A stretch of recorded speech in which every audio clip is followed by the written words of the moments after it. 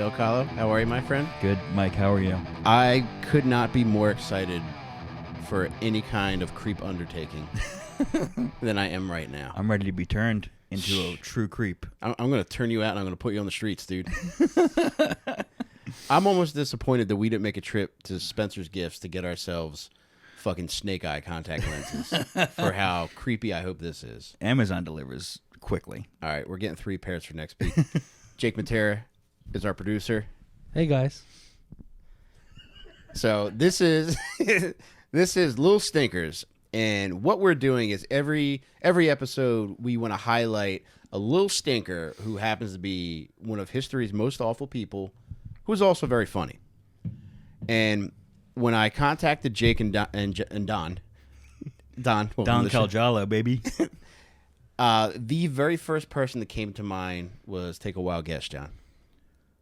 Old Mr. Manson. Mr. Lil Stinker himself. The OG Lil Stinky. Yeah, El Nino Stinkerino. For the record, I wanted to do a podcast about the Impractical Jokers, and we flipped a coin. Mike won. It was going to be called Lil Stinkers either way. But this is what we're doing. We could always do that one, too. But hopefully one of them will murder somebody. My money's on Sal. His last name is actually Italian for a volcano. So if anybody's going to erupt, it's going to be him. You'd think we wrote this beforehand, but he just off the top of the dome that one. Dude, so what I'm going to do is I'm going to throw out a bunch of different tidbits that I found out that I either had prior knowledge of or that I found out when looking into the background of Mr. Charles Millis Manson. Did you know that was his middle name? Millis? You fucking moron. Did you know that? Yeah, dude, Millis. I had no idea that was even a name. Is that his mother's maiden name? No. Does this creep even have a mother? We're going to get to that. Her maiden name was Maddox. All right. So Charlie Maddox would have been a pretty cool fucking name. Yeah. And it might have dictated a healthier course for him. Marilyn Maddox, though, would that guy have been as cool?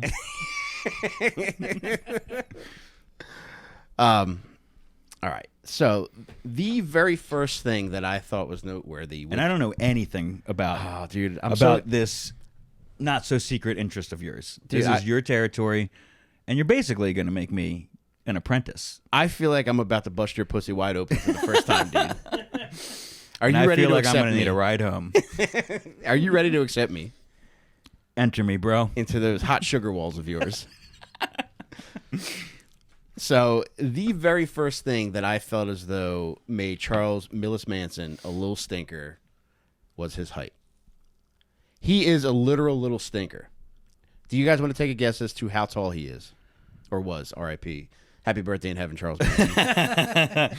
I was going to say he couldn't be under 5'6" with all that. I'm going to say 5'2". Whoa. Now, the internet consensus varies. So there's really no consensus, but he was measured by the police multiple times. Well, I got a few different readouts. It ranged anywhere from 5'2" to 5'6". Damn. What? Holy shit, dude. That was, I mean, the fact that we guessed that. Look at that. Charles Manson, 5'2" to 5'6". It's like Allen Iverson's Wikipedia, dude. Well, in the fucking program, it says he's 6'1". This is killing Iverson. But every stripper I've ever talked to said he's 5'9" at the most. So he's somewhere in there. He's a little fella, and he's probably about 130 pounds, too. Jesus. All right. So, I mean, as far as a little stinking, you got to think that, you got to wonder how anybody would be able to obey a man that small unless they were your Italian father. Yeah, I would not be scared of that person unless they ever looked at me in any kind of intimidating way. If he had a crazy look on his face, I'd be like, all right, I'm out of here. Have you ever seen that picture? You've seen the picture that I sent you of him being a little stinker. Yeah. We're going to put that up as the logo, and I think we could probably get it to show during this when we release this. But I don't know that I would ever describe anything he does as intimidating. However, he did have a specific way about him. Have you ever seen any interviews with Manson at all? Yeah, and he comes off more crazy than scary most of them. He does. And I think if you catch him at the right time, it's kind of like playing double dutch. It's like if you can get in there just as the ropes like swings past your leg and You can get him catch to a be rhythm, his you true can kind of sincere- you can kind of pick up on that. Okay. I mean, he's wildly schizophrenic. Yeah. However, I think he reached the peak of his schizophrenia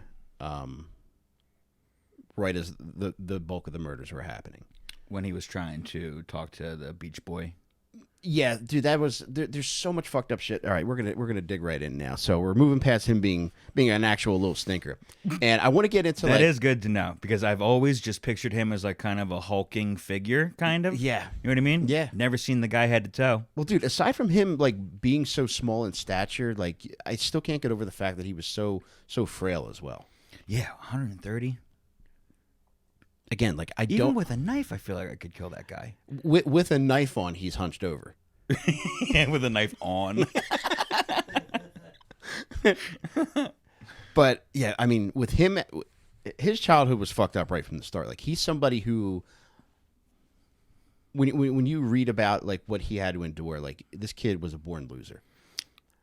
Where'd he grow up? Fuck, I should know this. I believe it was Kansas. Okay. I might be wrong, but I'm pretty sure it was Kansas. However, I do know that he was an unwanted pregnancy and that his mother once sold him for a pitcher of beer. Damn.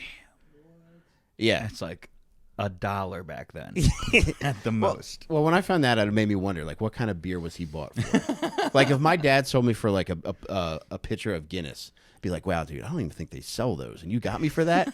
Yeah, it's not bad. Yeah. But I'm thinking it was like Natty Light? Michelob or something. Yeah. Old Michelob. Latrobe, maybe? It was probably a bad beer. Dude, and his uncle had to hunt him down. And Did you get him back from the guy who bought him? Fair and square? well, sold to a childless waitress, thankfully. Well, I was just gonna say he was born in Ohio. Okay. It looked like he lived in Kentucky too. All right, that's what I was thinking. So Kansas is That's one close to state away. Kentucky in that it has the same first letter. So technically, I think I was right. It's the Midwest. Yeah. But yeah, he was sold for a pitcher of beer, and his uncle had to chase down the waitress who bought him. Because she obviously quit her job immediately. It was like, I just did the worst possible thing. Dude, she called into work and left an angry voicemail. Take this job and shove it. She had taking care of business blasting in the background. You can suck my dick. I'm not working overtime another day of my life. But yeah, from like a pretty early start, like he got in a shit ton of trouble, and he was institutionalized almost from fucking day one. I think he started getting locked up when he was like 10 or 12. Damn, doing what? Well, it started with like fucking stealing cars. It's like the 50s? 40s into 50s. Okay. So, yes. So 40s into 50s, and like he would do like regular kid shit like vandalism, but then it quickly escalated into like fucking stealing cars Yeah. and doing fucked up shit like that. Which is probably pretty easy in the 50s. Yeah. To steal a car. I think you could do that with a screwdriver back then. Yeah, or just a lady who buys you with beer. Yeah. Buys you with a pitcher of beer. So like he was into that kind of shit. And then he oh wait, so I want to get to like aside from like getting locked up for fucking dumb shit, like he did go to like these fucked up like schools for boys where all kinds of fucked up shit would happen, and it would be like not only the guards abusing him, but also like he was regularly raped by other child Yeah, this is like inmates. jail school. Yeah. Yeah. They're getting it in. But once he got to big boy jail, the little stinking fucking picked up dog. He picked up a little book called How to Win Friends and Influence People by Dale Carnegie. I've heard of that. I own it. It's somewhere out there too, Yeah? Jake. Jake, on the printer right there, I printed out some of the more popular aspects of the book. Could you hand it to me real quick? Yep. And when I read these to you, I think you're going to find out how they fit in to his MO. Are you ready for this? Hit me. All right. 12 things this book will do for you include enabling you to make friends quickly and easily. Check. Increase your popularity. Check. Help you to win people to your way of thinking. Check. Every fucking thing on here is something that he ended up doing. This is cult leader training book. Fucking Dale Carnegie fucking knocked this shit out of the park in fucking 1936. Yeah. So David Koresh probably read this book as well. yeah, he actually does the audiobook. Penguin Random House. But I think So you read that in jail? he read it in jail, and on top of that too, he really owned his manipulation techniques with doing interviews with fucking with like psychiatrists and any kind of like mental health access that he could fucking grasp onto. Like state mandated yeah. psychiatry. And it started like when he was in juvie, and he quickly found out that like, oh shit, like these people are just trying to manipulate me into getting me to say things to kind of keep the wheels turning in this fucking shithole. Well, they want you to get out of jail. Yeah. Yeah. So and in his height, he's like, I'm not gonna say that. That's a crazy person already. Yep. Yeah. But I mean, he's slick enough to pick up on this, and I mean, he was barely literate, and we're gonna get into letters that he wrote later, which are very funny, to a man pretending to be a child. Yeah. That's a whole other thing. But yeah, getting back to his manipulation techniques, he would do that, and then he also would practice gaslighting. Yeah. That's Lil Stinker 101, decades dude. before the term would even be. Yes, like nobody Yeah. had any idea what the fuck it was. Yeah. Like when he was locked up, I'm sure it's still this way now, but I think guards were particularly sadistic. Yeah. And they would just want to fuck with prisoners and get them tripped up and just fucking keep them there. Sleepers style. Yes, Sleepers is right Yeah. on the money. And then they would fuck with him, and like his thing was once he started picking up guitar, he would just play it all the time. And No then shit. yeah. And then when he would play guitar, like they would fuck with him and tell him he sucks. And he quickly learned to gaslight them. What do you think he would say to them? Greatest guitar player of all time, no lessons, self-taught. And then he'd play a solo with his tongue. What was his response? But it was like, what guitar? Whoa. As he's sitting there strumming a guitar. Damn. All right. So kind of the actually man up pretty until this cool. point. Yeah. Yeah. Yeah, it's hard to like, once you get into like the murders and the race wars, it's like, that's where you lose me. But just imagine a guy sucking a guitar all day. You know what I mean? It's Yeah. something if he's good, but he probably wasn't great. So he's just like fucking up, and then people are like, please stop playing the guitar. What guitar? Oh, this guy's the fucking worst, dude. But dude, imagine like being like willing to be bad at guitar in jail. Yeah. Like I could be bad at guitar back here and still be fucking mortified because this place is poorly constructed and there's cracks everywhere, and my kids might be getting a bowl of cereal and hear me trying to play fucking Smoke on the Water. Is that everyone's first song? I don't know. Is that what you played? One day, my friend's dad picked up a guitar and just played that shit. I was like, what the fuck? Does every old dude just know how to play that song? He might have just read How to Win Friends and Influence People. But By Dale Carnegie of Deep Purple. but So where does that put us when he's playing music for the first time in jail? Early 20s? no, His age, I mean. oh yeah, Not the yeah. I thought you decade. meant like he's fucking newsy. I'm going back in time. But You're talking yes. about Charles Manson, the famous time-traveling murderer, right? Yeah, every century he grows an inch.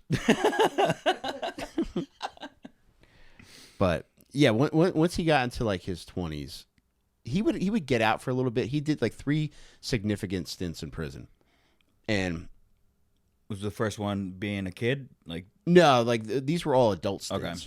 So when he finally got out for the last time before he was locked up for the rest of his life, he was 30 years old. okay. And that was in 1967. So he was about to get out in 1967, and he was begging them not to let him fucking get out. So I mean, there was nothing they could do. They're like, "Look, dude, we got to Which fucking is let you out." insane. It's like, this guy's gonna do something bad if we let him go. And at that point, I imagine he was bargaining. He's like, "I just like I was playing guitar the whole time. Like I really had one. I was just fucking with you. Like, I'm really "Nah, sorry. man, I you need to I get was the just fuck fucking with outta you. here." If you just let me stay, I promise you, I'll admit when I'm playing guitar again." But that would be pretty sick if like somebody learned how to play drums in prison. Off of one guy's ass in a trash can. Yeah, you know how they help each other work out? Like they'll do squats with each other.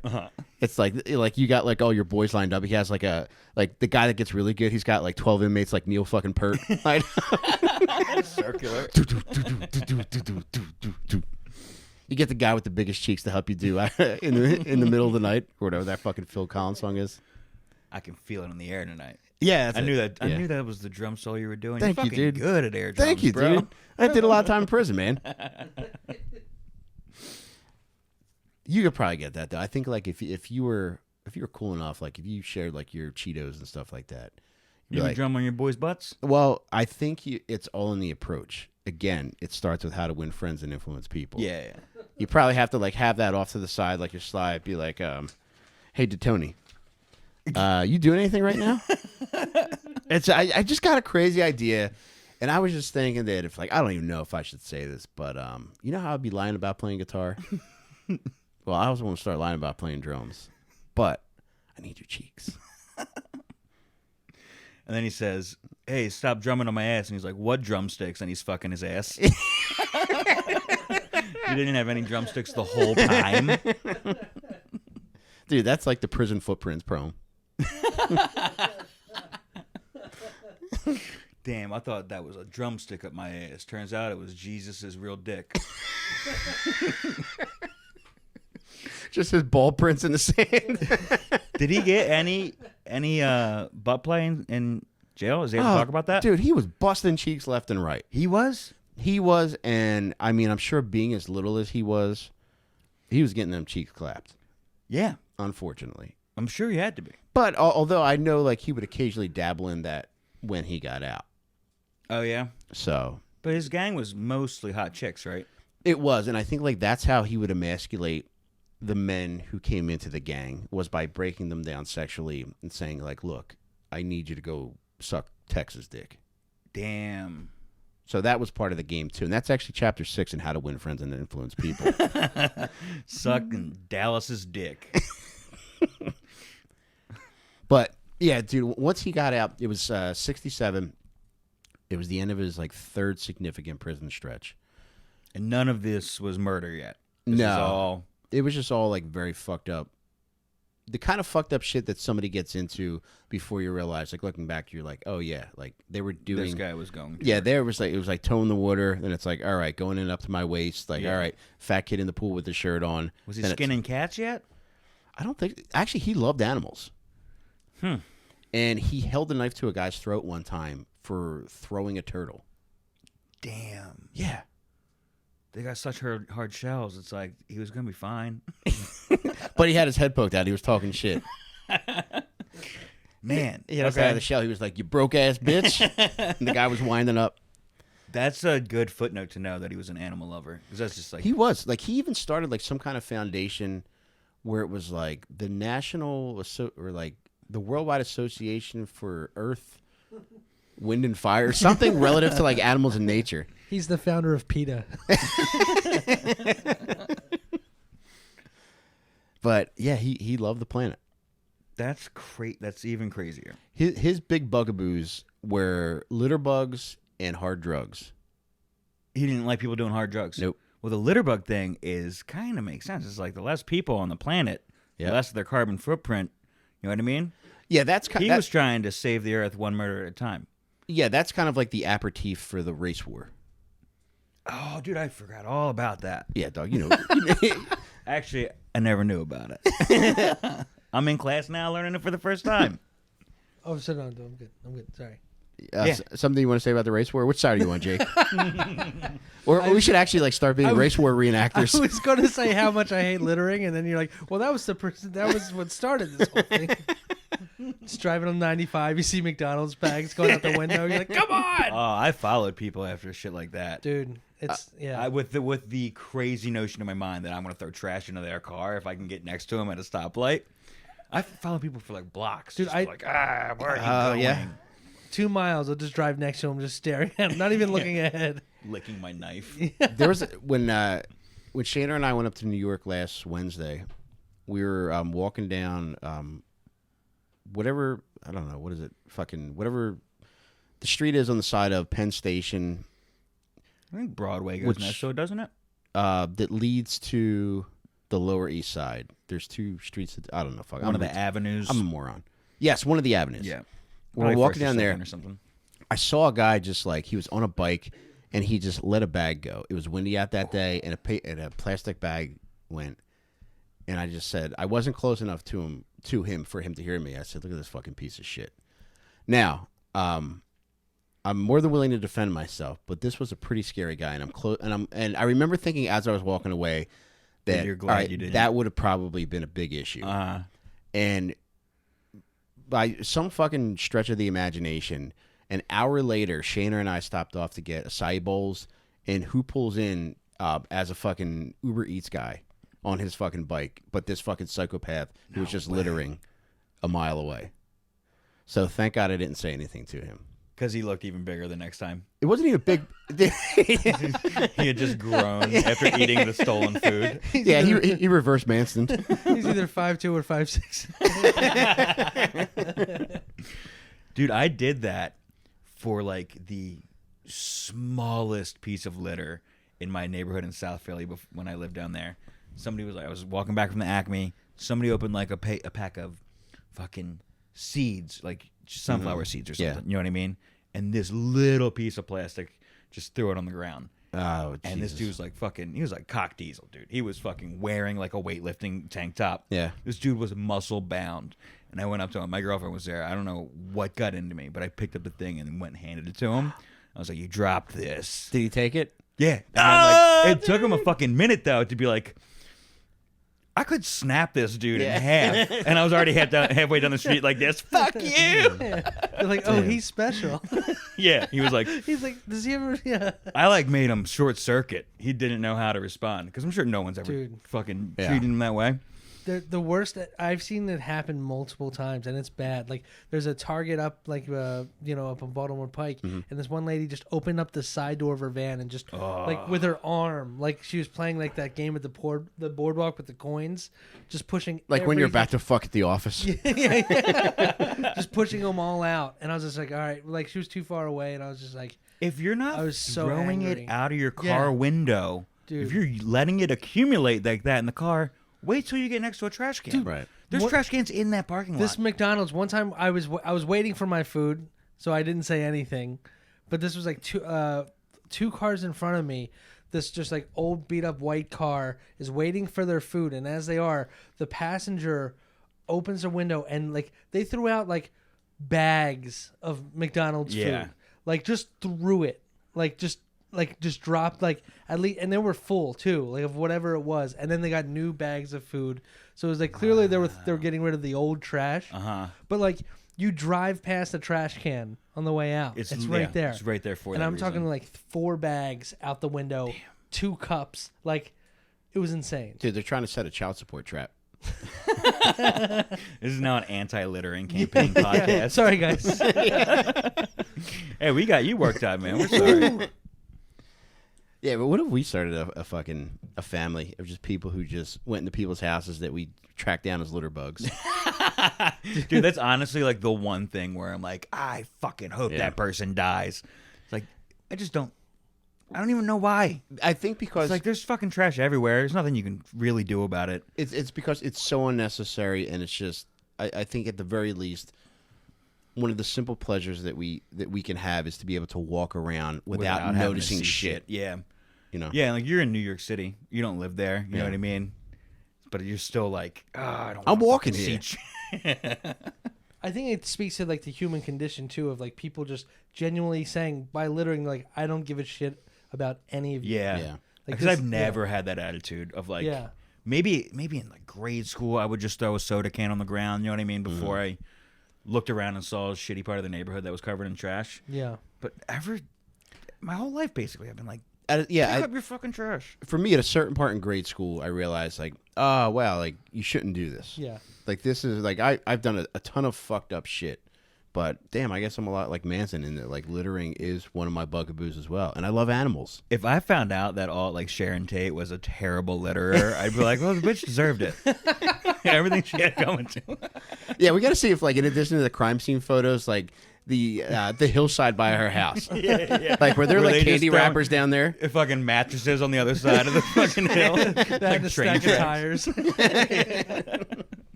But yeah, dude, he loved the environment and he loved animals.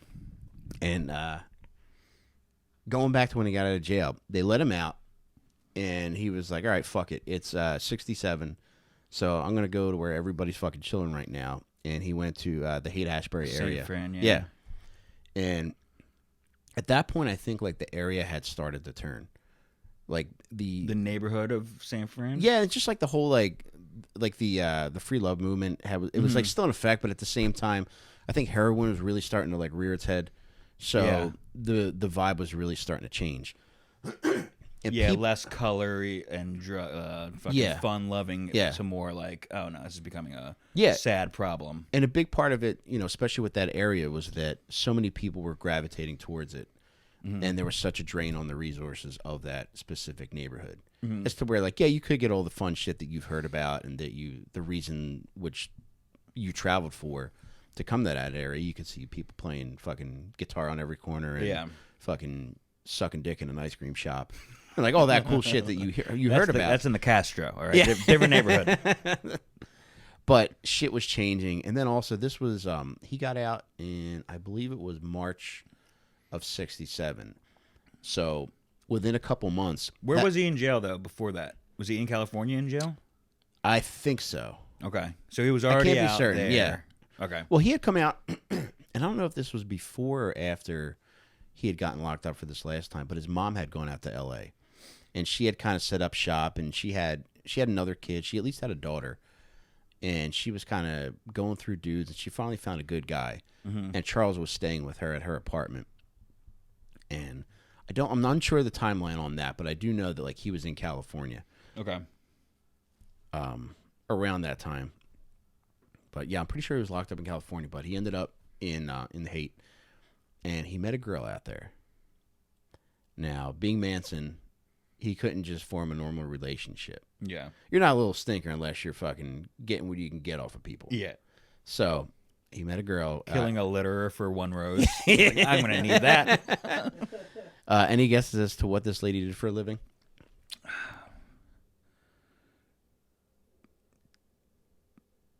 What year is it? 67? Yep. Fucking teacher? You're close, Jake. You want to take a guess as to what his girlfriend did for a living? I was gonna say ventriloquist, but then you said teacher. Well, you kind of mashing the two up. It's like a teacher. She taught ventriloquism. The dummy was at the murder sites. The dummy's on trial. they got to put his hand on the Bible.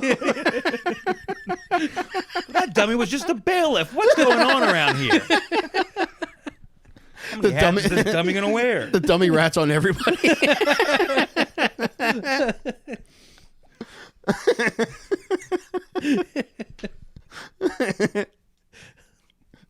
Was she a prostitute? No. Wait, that's not close to teacher or I was going to say it's kind of a combination of both of your guesses. So, kind of a teacher, and also encouraged not using your voice. Librarian. Oh, okay. She was a librarian at UC Berkeley, and her name was Oh, damn. Her name was Mary Bruner, and she was like the first unofficial member of the family. No shit. So she looked like a lady named Mary Bruner. Yeah. So Manson kind of fucking, he did whatever he wanted with her, and got her to do anything that he wanted her to do. Was she like the maternal character of the gang eventually? I don't know. So I think once they all got together, I think it wasn't. I don't think any like maternal instincts kicked in. I think it was more like they all took on a more like predatory leader of the pack type of feel. But one very funny little stinkery thing that Manson would do with Mary Bruner is she had never had a boyfriend before, so he busted her cheeks out, and he would regularly cheat on her in front of her. Damn. And she had her own apartment. Reverse and cuck. Yeah, and she took in Manson, and Manson would bring chicks back to the apartment and fuck them, And he would be like, yeah, you know, we could all get together. And sometimes she would like partake just because she wanted to please him. This dude was just a straight up player. Yeah. God damn. Yeah, he was the man. Yeah. Fucking A. So, and I wish I'd looked this up. He's the original Bill Bellamy in this bitch. God damn, dude. Dude, when he would preach, he would have the mic on his face. But I'm fairly certain it was her father that he approached. They needed wheels, and he went to her father's house, and he saw that he had a piano there. And he got to talking with the dad, and he had something that, like, it's undeniable. When you hear Manson speak, like, it's like, all right, I don't know if I would follow this guy into a race war, but he at least kept me captive for the 12 minutes of this fucking video. Yeah. So when he spoke to this dude about this piano that this guy had in the house, and I'm pretty sure it was Mary Bruner's father, he convinced him to give him the piano. So when Manson left, the most roundabout way of getting a car. The guy probably had a fucking cheaper car in the driveway. dog. So he got this piano, pushed it out of the house, and he's like, all right, I'm going to trade this for a car. So he's pushing it around the neighborhood and just approaching people and knocking on doors. Yes. When he sees cars that he likes in the driveway and saying like, yo, would you be interested in trading, taking this piano on if I can have your car? He put a fucking steering wheel on it, so he's trying to confuse people. He's like, "Look at a different kind of Yeah, car." getting good mileage out of this. Look, it's got pedals. I just picture a grand piano, and he's like laying on top of it, going down the street. But eventually he found a taker. Fucking A, just some old lady. Just somebody who was willing to trade a fucking VW bus for a wagon. The ultimate vehicle of the 60s, the VW bus. If you're porking librarians in the hopes of starting a murder family, that's your fucking vehicle of choice. Yeah. So, I believe that person's name was Elton John. all right, I'll take the duck outfit and the VW bus. Sold. Manson shows up for his first day of trial with an X carved into the bill. But yeah, dude, that's how the family became mobile, and that's how they got down to Los Angeles together. And at that point, shortly thereafter, they hooked up with this guy named George Spahn, who actually was from roughly 10 miles from here. Really? Yeah, he was a fucking dude who... Last that address, bro. Don't be so fucking roughly 10 miles. Chestnut Hill. Okay. Delco, right? No, that's... I think it's considered Philly, but it's near Plymouth Meeting. Okay. Yeah. But he had a farm out there, and I don't know what his He deal was the movie. They made movies out there, right? Well, it's funny you mentioned that because before he made movies, he dealt in milk. So he made enough money on that to kind of like say like, okay, I'm tired of this fucking shithole. I'm moving out to California, and he went He's out. doing what out to California? I would have moving. You hit one, you hit them all. Don't you guys mean California? Woo! Now we're rolling, baby. Jake, blast "Rolling" by Limp Bizkit, please. You know what time it is. For less than 30 seconds for legal reasons. Yeah. Oh man, but yeah, they got on the road. They got down the fucking George Spahn's ranch eventually. That was the guy's name, George Spahn. Yeah. And yeah, he bought this plot of land that was like he brought his horses with him, so it was the perfect spot for these horses to fucking just run wild. Yeah, it's like kind of near Malibu, right? I don't know. Is it Chatsworth? I think that's what it is. Is Chatsworth near? I don't know where that is, but it's not far from LA, right? Yeah. Oh no, it's not. Yeah, it's like it's like a day Topanga. trip. You can go there in a day. Yeah. So they all fucking went out there, and Spahn Ranch was pretty fucking cool because yeah, they did have like the old timey movie sets. When he bought that, it was that plot was being used as movie set. Yeah, there And he were sets basically already bought built an on there, and he was just like, existing- "Yeah, I'll do it." Yeah. And I think by the time that he bought it, or shortly thereafter, him taking over, the general public kind of fell out of love with like TV and movie westerns. Uh-huh. So the fucking movie and TV money kind of dried up. So then they would just use it to give fucking horseback rides, and fucking. He needed people to maintain this property and to take care of the horses.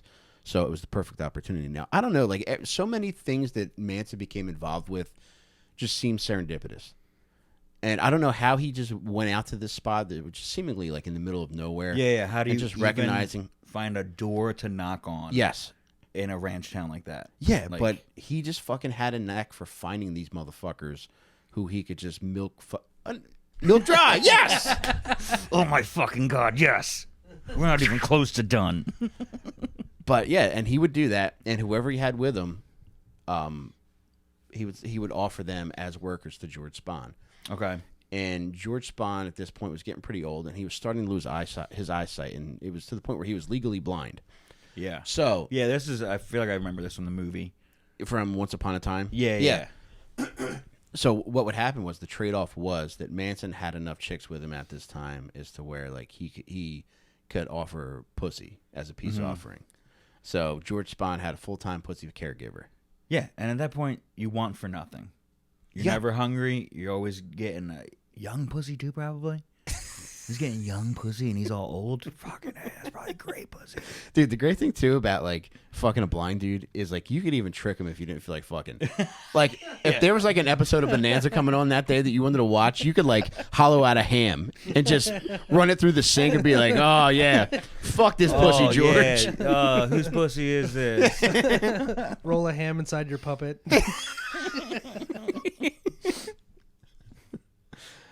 But yeah, he had full-time pussy on hand, Oh man, so what they a could life. do whatever they wanted, man. Yeah, and he's in his twilight, right?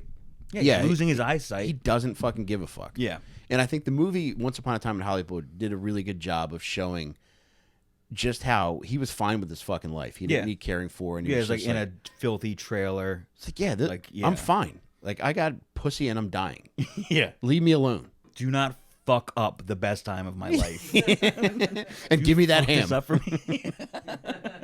I know it's ham, I'm and I still hungry. like it. Salty. It's like you just eat the back end of a fleshlight. Oh my God.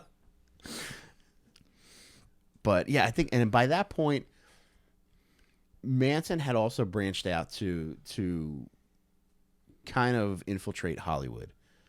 And again, like he had a special knack for just making, like, glomming onto people and then sucking them dry. And one of the people that I really was surprised to hear about that he was able to fucking latch onto was somebody who's still prominent now, but who rose to prominence in the 60s. You want to take a guess as to who it was? Not Dennis Hopper because he's dead. Singer, Still around singer-songwriter. now. Not the Beach Boys. We'll talk about that later, but James Taylor. I believe he may have known James Taylor, but that's not who I'm thinking of. Neil Young fucking loved him. Okay. I would have gotten there in the next several minutes, probably. Neil Young would actually go out of his way to tell people in the recording industry, like, look, you got to give this guy a shot. And I don't know if you ever heard Manson's music. No. It's okay. Like, it's nothing that's bad enough as to where you'd be like, what the fuck is Yeah, this? yeah. Why would he even be trying it? But it's decent enough Yeah. as to where, like, if you were engaged in something, you would leave it on. To that point, like, one door kind of opened the next, and he kind of came into cahoots with Dennis Wilson from the Beach Boys, who was the drummer, like, easily the fucking hottest guy in the group. So it was always surprising to me that it was seemingly that Manson's trade-off was that he had pussy to give, but you're the hottest Beach Boy. How hard is it for you to get pussy? Right, yeah, Why do yeah. you need this arrangement? The one guy that doesn't need any more pussy. Yes. Yeah. But Pussy King. yeah, but lo and behold, Manson Is this when Brian Wilson, when he was like in bed all the time? No, that I think when Brian, this is Dennis Wilson, Oh, okay. Brian's okay. brother. Oh, sorry. Okay. But that would be funny if they were all like fucking Charlie and the Chocolate Factory, like the grandparents. He just immobilizes all the guys into just staying in bed. And just having these women just come do this. Yeah, we'll take care of the pussy, guys. It's fine. Yeah. But yeah, one funny thing about like his arrangement with Dennis Wilson was they were kind of buddies, but then one day Charlie was just like, all right, I guess I'm fucking tired of hanging out at the ranch all day now. He showed up at Dennis Wilson's place, which was like this really nice property close to Malibu in Pacific Palisades. Mm-hmm. And Dennis Wilson pulled in, and Manson was walking out of Dennis Wilson's house toward the car. And Dennis Wilson was just like, You all right? Everything good? What are you doing Yeah. here? He's like, yeah, we're just going to stay here for a while. He's like, I got a few of the girls with me. And he had, like, all the bitches that he had in the Manson family in this house with him. Yeah. In addition to all the fucking guys, too. Like, the entire Manson family had just fucking set up shop in Dennis Wilson's home. One guy for every 2 chicks coming in. Yeah, the door. yeah. Who's this? Ba ba ba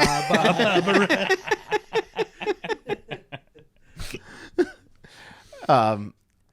But, you know, it was there's no. I don't know if you guys are aware of this, but there's no lemon laws in regards to pussy. Unfortunately, and it turns out these bros were fucking rotten with gonorrhea. Burns when I pee.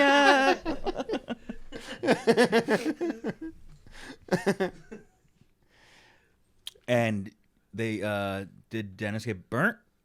Well, he got burnt, but he agreed to spend thousands of dollars to get penicillin for all these fucking dirtballs that were hanging out there, so that the whole squad can be cured of fucking gonorrhea. Clean yourselves up, you fucking slop Yeah. buckets. Yeah.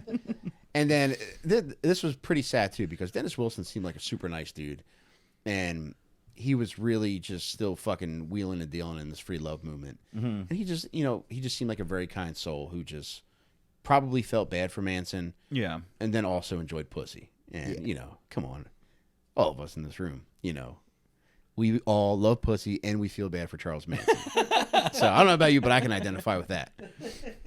And it was especially sad too, because at this point, the Beach Boys were kind of at the end of their run, and the money was starting to dry up. And it wasn't until Dennis Wilson's accountant had said, like, look, dude, these fucking dirtballs you got chilling with you, they're racking up these fucking hundreds and thousands of dollars for fucking. It's like fucking groceries and fucking penicillin for fucking cunt colds. Yeah, the only money the only input they have is free pussy, right? They're not putting anything towards bills or There's food. nothing. Yeah. And at this time, Charlie's like constantly angling to get a shot, for studio time, to get a recording contract. And Dennis Wilson's, one of his close friends, well, he chilled with 2 guys especially. They had a very funny nickname for their crew, but I'll get to that in a second. But the 2 guys were Terry Melcher, who was a prominent record producer, produced a number of the Beach Boys records. And the other guy was a fellow named Greg Jacobson, who was a songwriter who wrote at least 5 songs with the Beach Boys. So that was like their chilling crew. And they were all like, various degrees of accomplishment and various degrees of fame. Like it was like a proper crew. There was nobody that was like a real hanger-on until fucking Charlie came on. There's no Johnny dramas in the crew. Nah, dude. Yeah. Just fucking, just straight up fucking turtles. Whole crew making breakfast. No, Turtle was the driver, Johnny was the chef. Sorry, I'm just rewatching Entourage in its entirety never for watched the it, 15th time. Did I ever tell you I saw Vincent Chase on the street? Where? Sunset Boulevard. Jesus Christ. The only more obvious place would have been Queens Boulevard, but go on. You kidding? I am Queens Boulevard. Yeah, dude. It was when Were they filming? They were filming, I believe, the second Entourage movie. And What are you, Santa Claus, telling me the best gift in the world is about to happen? They only filmed 1 movie.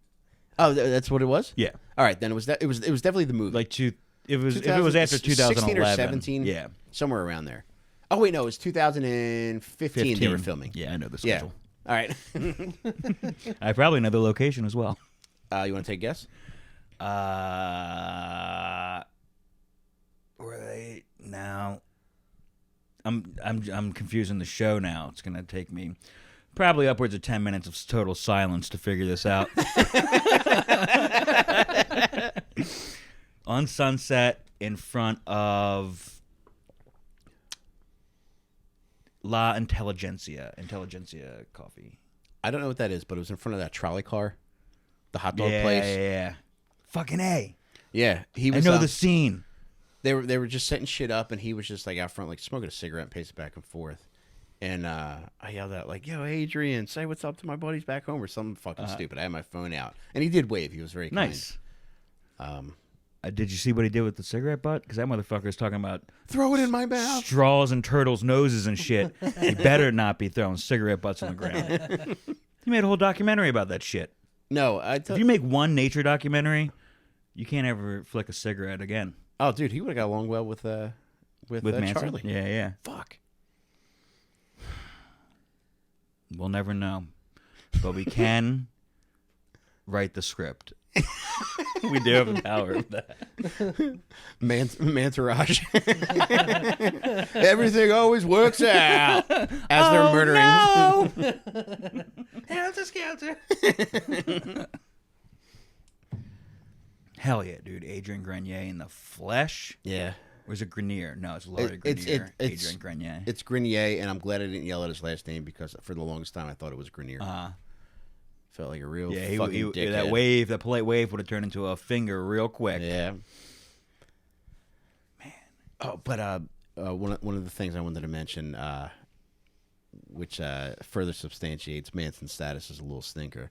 Do you want to know the name of the crew that Dennis Wilson, Greg Jacobson, and Terry Melcher comprised? What their crew name was? Band?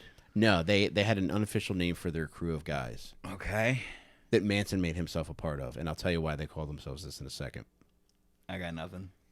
The Pussy Paw Patrol? Pussy. No, wasn't DiCaprio's crew the Pussy something? The Pussy Hounds. It was Pussy something. Yeah. Fucking. It was the pussy. It wasn't the Pussy Paw Patrol. It was the Pussy something? Fuck. The Pussy. It wasn't as vulgar, but it was relative to that. The Slit Boys. Not far off, dude. Jake, you want to take a guess before I tell you what this is? No. Yeah, I got nothing. The Golden Penetrators. Are you kidding? And the reason why they called themselves the Golden Penetrators was because They only fucked us like 15 minutes before sunset.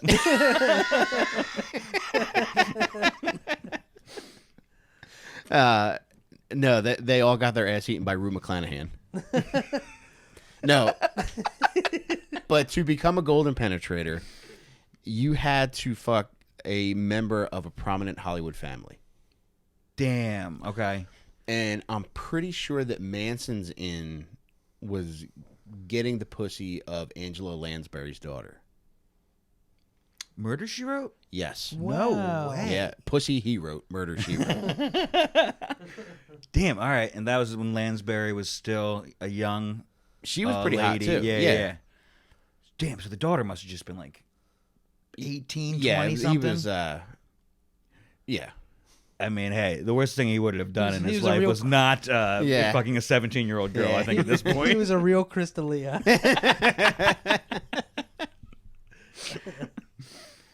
The Golden Penetrators. That sounds like a basketball team from California that had to rename because it was like That's Golden Penetrators problematic. basketball. No, that's our history. We're the Golden Penetrators. I don't know how it's offensive. It's how we used to get gold out of the ground. But yeah, Manson used to tag along with them.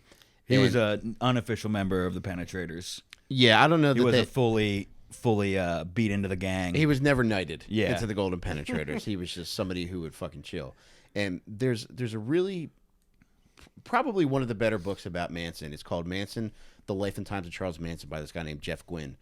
And the first chapter really nailed Manson's appeal better than any section of any book that I've read. Yeah. And it talked about him being out with the Golden Penetrators, and they go to the Whiskey A Go-Go on Sunset. And nobody pays attention to Manson. One, because he's 5'2". I don't care what the internet says. and two, he's with guys of varying degrees of music royalty. Yeah. So he's chilling with these fucking guys. And in this book, they just describe how at one point the entire club turns to look at him because of the way that he's moving on the dance floor. Now, in an entire in a club in fucking 1969 on Sunset Yeah, Boulevard, like Jefferson Airplane on or something. yeah, like apparently all eyes, and numerous people have substantiated that this happened. All eyes turned to Charlie, and the dance floor fucking parted like fucking Saturday Night Fever. In a good way? To watch Charles Manson dance because people were just captivated by the way that he moved. Damn. Yeah. Probably scary looking. Yeah. It wasn't like fucking. I imagine he moves like feral Sonic the Hedgehog. Yeah, He I collects imagine people coins being as he like, spins. if we don't look at this guy, we're good, and we Yes. can't turn our back on Yep. this guy because what the fuck is he gonna do Yep. after this dance? He actually invented the Macarena. Never got credit for it. Damn. Mambo number 8 is just him naming all the members of the family. A little bit of Sadie in the sun. That's pretty creepy. But like at this time, too, like they, within a few months, they kind of like got fed up with his bullshit. Yeah. Did he get pussy from that dance? Probably. Hell yeah. It was actually somebody who he fucked a Key Grip's daughter, so he became a silver penetrator. But shortly thereafter, like I think all 3 of those guys started to fucking sour on his deal because he didn't provide anything but fucking Becoming a clear leech it to was, them. Yeah, it was like Yeah. week old fruit pussy. Like that's what he was providing. And where you can kind of start to see the tides turn is him going to Terry Melcher's house. And Terry Melcher used to live at 10050 Cielo Drive, which is where Sharon Tate lived. Yeah. Okay, yeah, because he goes looking for Dennis Wilson in the movie. He knows Terry Melcher lives there. Yeah. So he goes to the address. And then Emil Hirsch comes out and is like, Yes. "You don't live here no more." Yep. Yeah. And then so he's hunting him down for this. And Terry Melcher even kind of humored him because he knew a guy that had a mobile recording studio in a van. Mm-hmm. And he brought the van out to Spahn Ranch. And all the chicks got in there. There's actually recordings of what they made that day. Yeah. Available.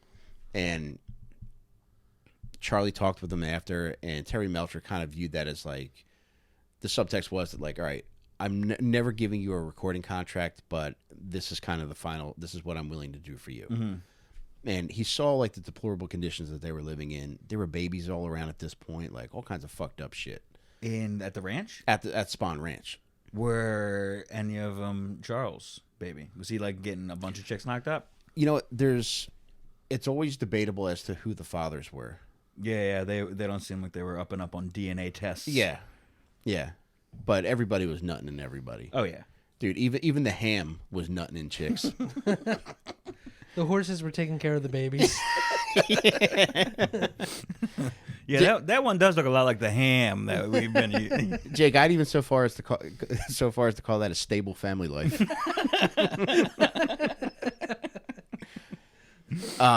But before he left, he pulled Manson aside and was just like, "Look, man, here, this is money for the upkeep of the horses." And he gave breaded him down. He gave him $50, which in 1969 Yeah, is probably still pretty decent. Yeah, you're gonna feed those horses for a couple weeks. That's a couple weeks worth of hay. Those horses are going to Fogo. And that coaster ain't never getting turned to red, baby. That's green all day. But being the stinker he is, Manson was telling them leading up to the day that this event was going to lead to a recording contract. And when Manson went out to speak with Melcher, and Melcher gave him the $50, he came back to the chicks. They're like, "All right, what did he say? What did he say?" Mm-hmm. He's like, he flashed the money and he says, "This is essentially a like a promissory note. Yeah, that I'm getting a recording contract." Advance. Yeah. So they're, "Oh shit." And then the next time they went, they had knives in their hands. They're like, "Let's go sing some songs." Yeah. That was the next time, right? He went to Terry Melcher's house, it was owned by his mom, which was Doris Day, the old-timey actress lady. That was Terry Melcher's mom? Yep. I think she technically owned the house on Cielo Drive, but Terry lived there. Okay. And then Manson came there, like, looking for him. And it was always like, "Oh, he's not here. He's away. But he kind of got the feeling that, like, okay, like, the tides are turning now, and, like, I'm clearly being turned away. Mm-hmm. And that was his kind of fucking... I think that was his catalyst for doing fucked up shit, is being rejected. Yeah. And, the timing certainly works out. Yeah. And he went so far as to, like, leave a bullet, like, on the property, and everybody... The Cielo Drive property? Yeah, and people were just like, "All right, dude, what the fuck is this?" Damn. And Terry Melcher had moved out. And yeah. So did he leave it when Tate was already owned the house or the property? He Or who was it? Kubrick? He left. Not Kubrick. No, it was Roman Polanski. She was married to. Yeah. But Doris Day had sold the house to, what the fuck was this guy's name? I can't remember the guy's name, but another guy bought it with no plans of living there, and he was just going to rent it out. Uh-huh. And immediately, like, just rented it out to Roman Polanski and Sharon Tate. Oh, okay. Manson had no idea this happened. This Right. had happened. Although there are rumors that Manson had attended parties with Sharon Tate and Jay Sebring, which was her ex-fiance who stayed on as a friend, and he was one of the people that was murdered there that night. Yeah. So I don't think, like, when he had the family go out to murder that night, he knew that Sharon Tate was there. Right. That just symbolized a place where he was rejected, and that was essentially the end of his fucking dreams. Yeah, that was the ground zero, no matter who was there. Yep. Yeah. And there was a similar, again, like this is a rumor as well, but this kind of goes with his MO in regards to the LaBianca murders, which took place on August 10th, 1969, the night after the Tate murders. Yeah, they were back to back, right? Yeah. Yeah. One night right after the next. Did he murder was he involved with the LaBianca ones? He was at the house. Okay. And he went in, and for that one, there's a lot of debate as to whether or not that was chosen for a specific reason. I think it was, and I'll tell you why in a second, but he was there. He went with, it was Patricia Krenwinkel, Leslie Van Houten, and Tex Watson. I might be missing one of the women. But that crew was there, but he went with them, and he went into the house. Mm-hmm. They broke into the house. The real fucked up aspect was that Lino and Rosemary LaBianca had just come home from a lake trip. Lake? A lake trip, yeah. It was like probably like midnight. Yeah. And just fucking they just came home. They they had their fucking boat with them, and they had just gotten home, and these motherfuckers came in. Yeah, so they're not even in bed or anything. They're like, no, yeah, like they're still up. I think Rosemary might have just gone to bed, but Lino was up. Lino, he liked to gamble, so he had stopped to get a newspaper, and he was going through like the horse races. Okay. Another cool dude. But at that point, they had broken in, and Charlie was like kind of reassuring. Like everybody came in, they fucking tied them up, they bound them, and they were like, "Look, we just want to rob you. We want something to eat." Man. And it kept them complacent. Yeah. But after a while, Manson's like, "All right, we're gonna kill them," and he left the house with directions for the three chicks and Tex Watson to murder them. Okay. And yeah, they fucking gutted them, did all kinds of wild shit. Did Manson ever physically kill somebody? Is that like debated? It's debated. There's two people where that is fucking crazy, dude. It all goes back to this fucking book. Infamous, yeah, he's lumped in with everybody of all time. Yep, may have not even committed a murder. I think that he is probably crazy. There were two that I think it's possible that he did. There was a ranch hand named Donald Shorty Shea that worked at Spahn Ranch, who kind of like ratted them out for something. I don't think it was anything related to murder, but I think it was other shit that they were doing, because they would like steal like dune buggies and shit like that, steal cars, to have parts for dune buggies. Yeah, hell yeah. And then who else was it? It was Shorty Shea, and then these are part of the crew that ended up dying. Two people that he probably had something to do with. There was one other guy that got killed. It was July 31st of 69, which was about a week and a half before the two most spoken about murders. Mm-hmm. And this was a guy who was like a local music teacher, this guy Gary Hinman, who he lived in the hills, and he was just friendly with the family. Like, he was just a super like chill guy. Befriended him again, like pussy was the allure. Yeah. And they went to his place. It's for one of a couple reasons. Like, there was a rumor circulating that he'd come into some money. And then also, it was rumored that one of the family, this guy Bobby Beausoleil, had bought a shit ton of mescaline from him. Nice. And he sold it to a gang called the Straight Satans, who came back and said, "This mescaline fucking sucks."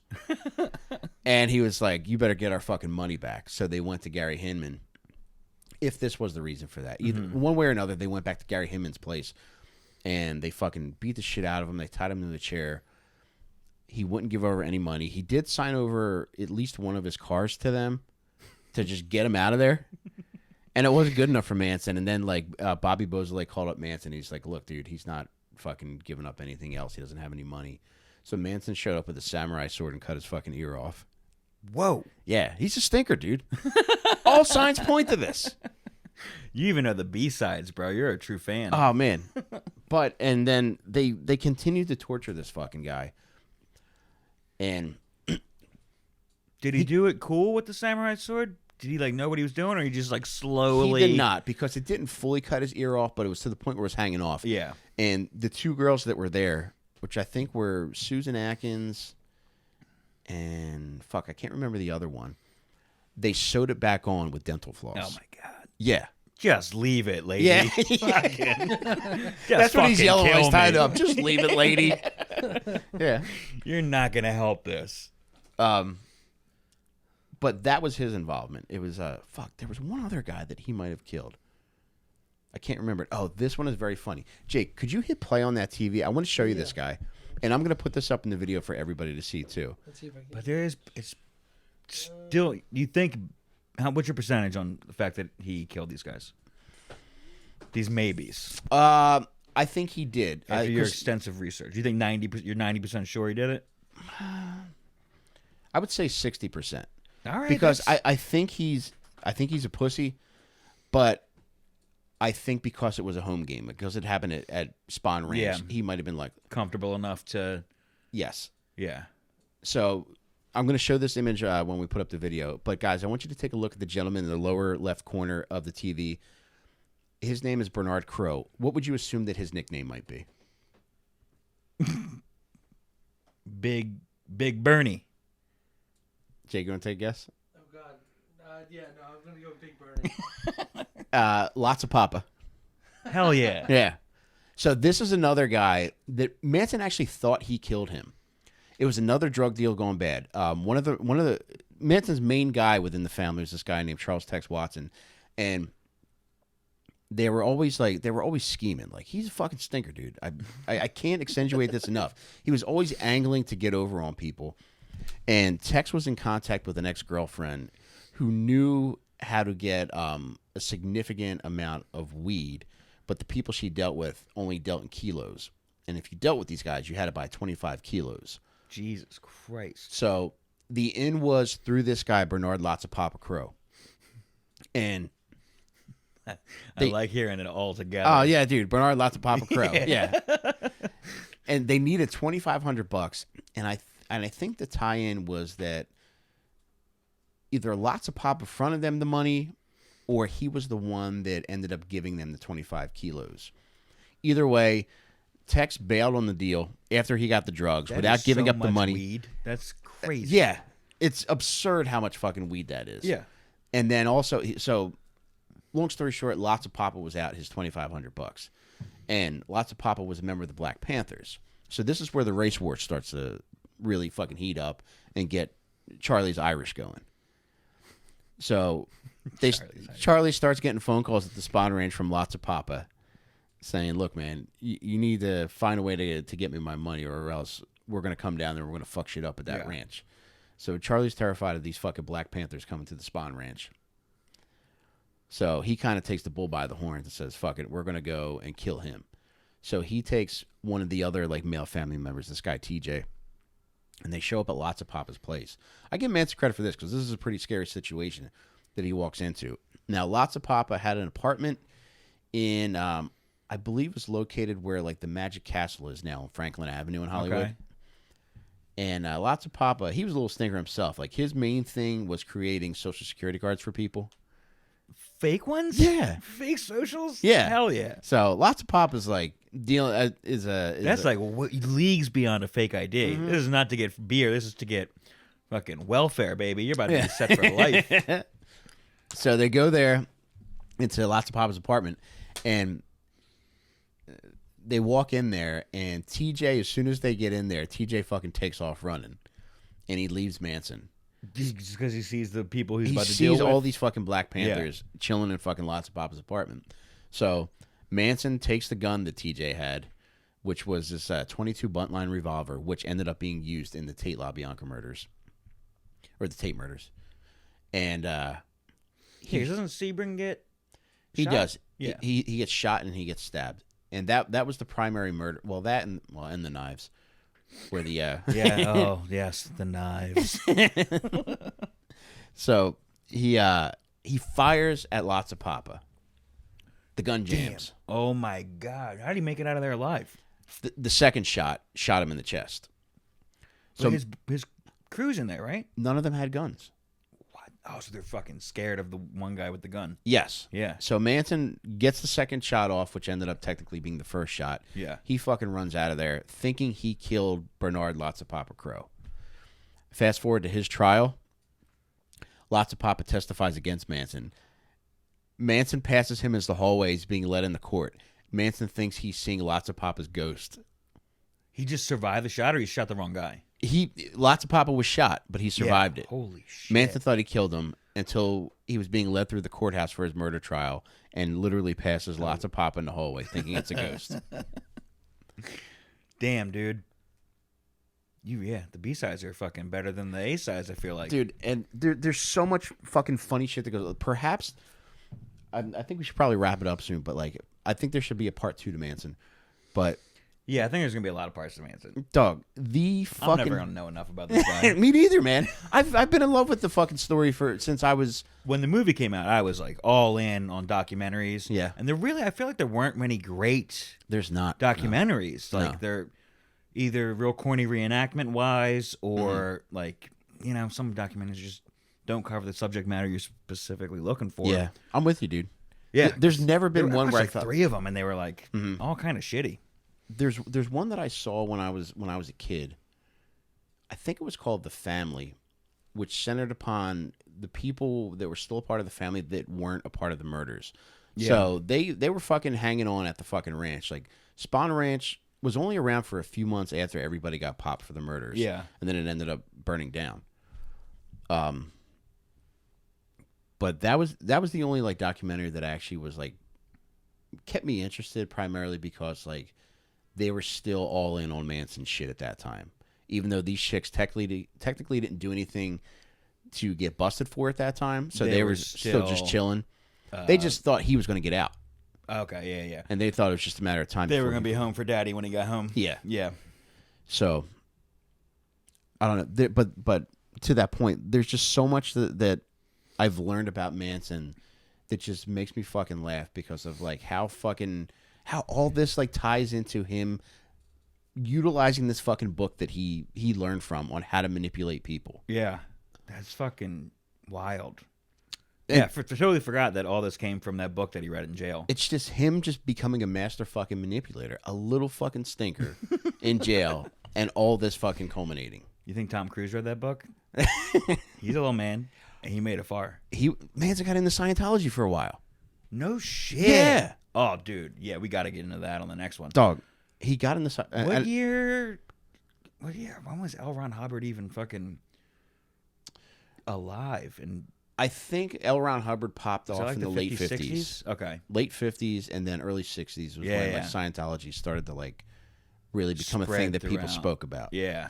And in prison, like I think Manson gravitated toward it because he just always wanted that thing to have. One thing that he was, even though he viewed blacks as being subhuman, he always admired the way that the black Muslims in jail carried themselves. Yeah.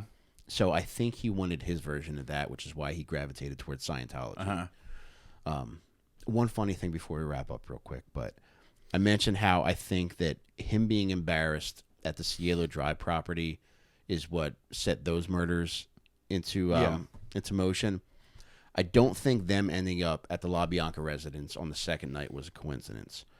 Oh, yeah. You said you had a theory. It was rumored that he was at a party at the house that was adjacent to the LaBianca residence a few months prior, and somebody punked him there in some capacity.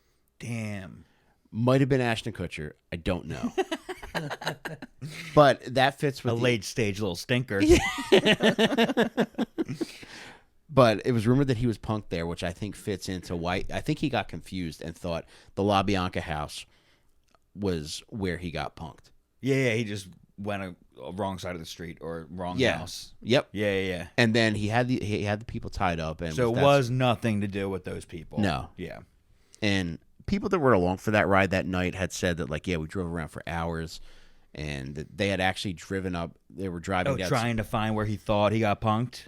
not where he got punked, but looking for like just victims and places as to where they could victimize people, as to where it would be the most garner the most attention. Yeah. So they were driving Middle around of a family neighborhood, likely to be one of those, or Hollywood Hills. Yes. Yeah. And the Sunset Strip is one of those parts. Like they had actually pulled up on a car that was a convertible, and they had planned on murdering the two people there. And there were a couple car lengths. Excuse me. There were a couple car lengths behind that car, and Manson got out of the car, and he was going to shoot them, but the light turned green. Jesus. They pulled away. Now, whose testimony is that? I don't say know. that in his time? I believe it was Susan Atkins. Okay. I'd have to check on it to be sure. Go to jail for life after Yeah, that? she did. Yeah. And she died a few years ago of brain cancer. And we'll get into it in part 2 because there's so much other fucking funny stuff. But the one funny thing relative to the LaBianca residence that I wanted to talk about was there's a property located diagonal from the LaBianca residence that is a convent and was a convent for a long time. And the nuns it was the Immaculate Heart of Mary, I think, was the order of nuns. They were IHM, baby, represent. Yeah. Or it might have been Sacred Heart of Mary. Either or, they got into a vicious beef with Katy Perry. Why? Because the nuns had acquired this property in the 1950s. These fucking LA nuns are scheming just like everybody else in that fucking town. Yeah. Dude, Trying to get that sweet ass corner lot with no property tax. I'm going to show you this fucking thing, and I'll put up a link to it like when we post this thing. But this fucking place is this beautiful Spanish Gothic inspired fucking convent or whatever. Yeah, dude, it's like over 30,000 square feet, just an interior space, and it's like 8.5 acres. This place, Jesus Christ, where is it? It's in Los Feliz. It's diagonal from the LaBianca. It doesn't look like it fits because that area, it's Waverly Drive. It's a residential neighborhood. Like you just walk, you see regular people walking around, but this area it does not fit. It was owned by this guy who he and his wife were devout Catholics, and these fucking scheming ass nuns wormed their way into his good graces. And when his wife passed away, he was like, "Fuck it, I want to unload this house. You know, I'll give it to you for hardly anything." They got together. These fucking scheming ass nuns got together over $600,000 to purchase this property from him. Damn. Which was even still a bargain at that time. Yeah. And that's still, I mean, for 8 acres. Yeah. Yeah. But how the fuck did they get that money? I don't know. He actually. I mean, if you're gonna pay for pussy, you're gonna pay top notch for nun pussy, dude. Keep the habit on. Yeah. But dude, he helped them fucking get it was his property. They got $600,000 together. They got it, and these fucking nuns were balling out. I think there was like 52 of these bitches at that time, so they were fucking wilding out. Now, as the decades progressed, This is all from collecting in front of a grocery store or something. Like, where the fuck? I don't know how they got this fucking money, dude. But I think that's another thing for part 2. But where it starts to get really fucking funny is by 2000 and like I think 15ish, there's only 5 of these nuns left.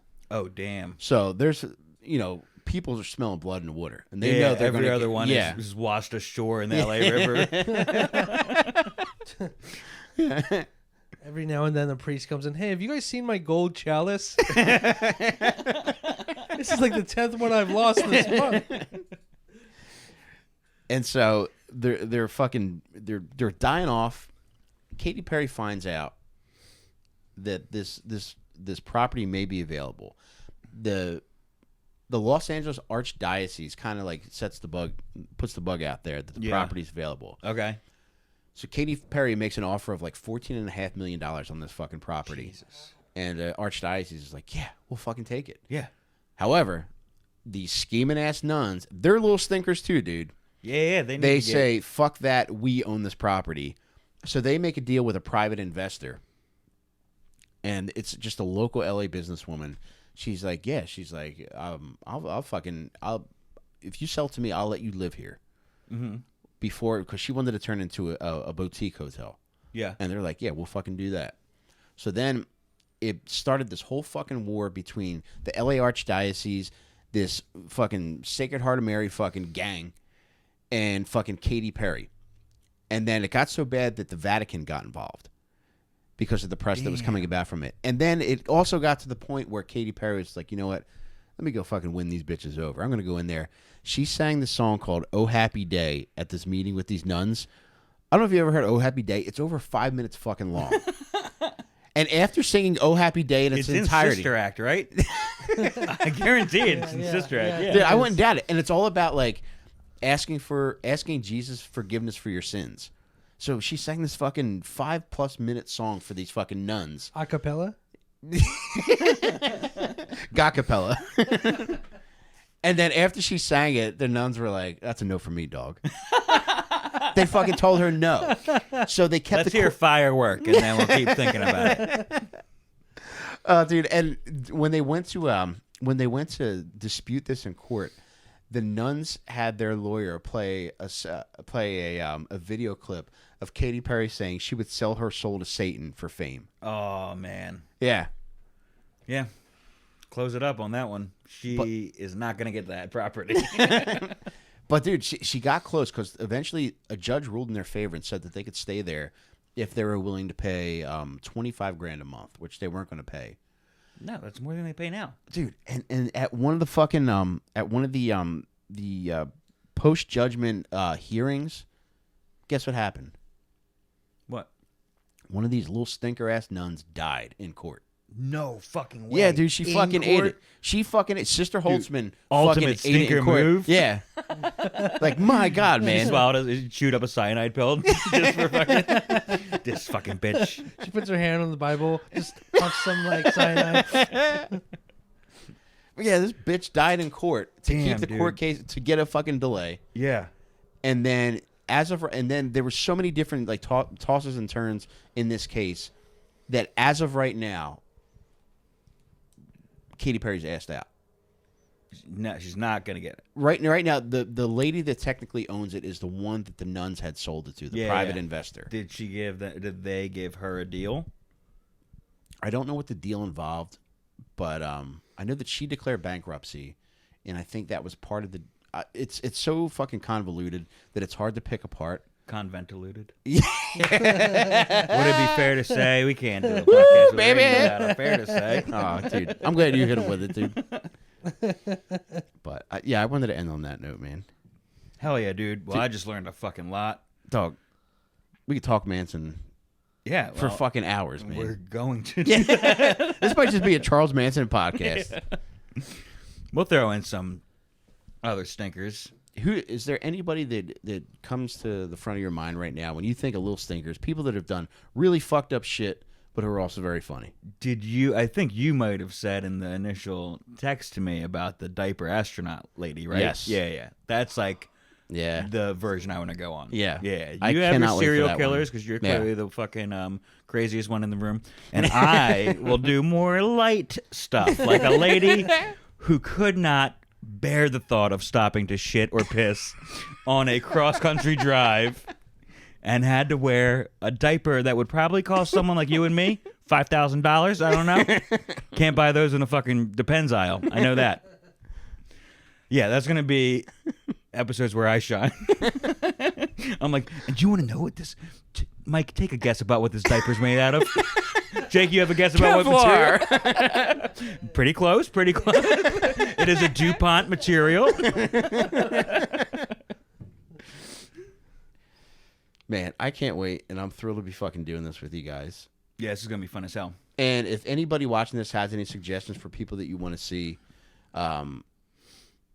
we have a certain grouping of people that we have lined up for future episodes, but we're willing to learn about and listen and just fucking cram for any Yeah. fucking Lil Stinker out there that you can come up with. Yeah, if you have ideas, get in touch with Mike. I don't want any kind of paper trail with anybody that's going to listen to this podcast. Yeah, if you've ever worn a diaper to hunt down an ex, I'm the guy to contact.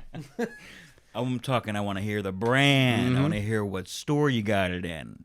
I don't want to know what you spent. I want to know what you saved. Did you get a coupon? And the only criteria is they have to do fucked up shit, but also be very funny. Jake, anything you want to add before we head out, man? No. All right. Thanks for having me, guys. Thanks. All the best. Thanks for watching. Love you.